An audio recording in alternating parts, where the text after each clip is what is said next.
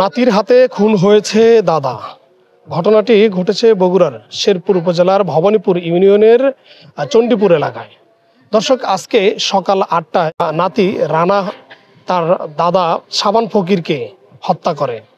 আমরা যতটুকু জানতে পেরেছি যে আসামি মোহাম্মদ রানা সে নেশাগ্রস্ত ছিল। নেশার টাকা দাদার কাছ থেকে চাওয়ার কারণে দাদা অস্বীকার করে। এই কারণেই দাদা সাবান ফকিরকে অতর্কিত হামলা করে তাকে হত্যা করে। এ ঘটনায় শোকের মাতম চলছে ভবানীপুর ইউনিয়নের চণ্ডীপুর এলাকায়।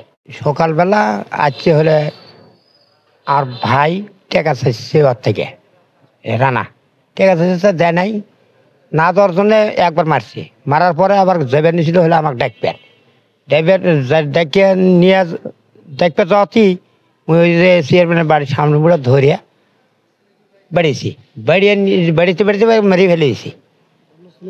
এই ওই যে ওর থেকে নিয়ে এসে ওই হাসপাতালে ঢুকানোর সাথে মরে আছে।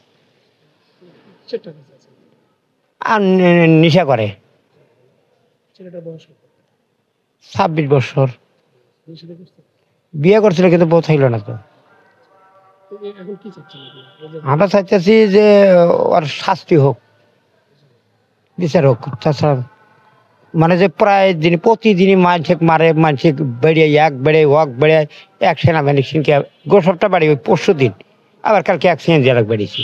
তাহলে এইরকম ভাবে দরবার তো প্রতিদিন করা যাবে। আজকের লাশ মতো মেরেই ফেলি।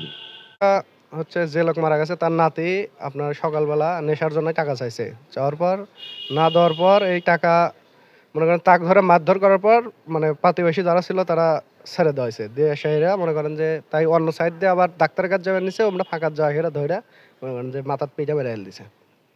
হচ্ছে মনে করেন যে লোক মারা গেছে ওনার নাম মোহাম্মদ সাবান ফকির, মোহাম্মদ রানা ইসলাম। দাদা নাতি সম্পর্ক নিজের।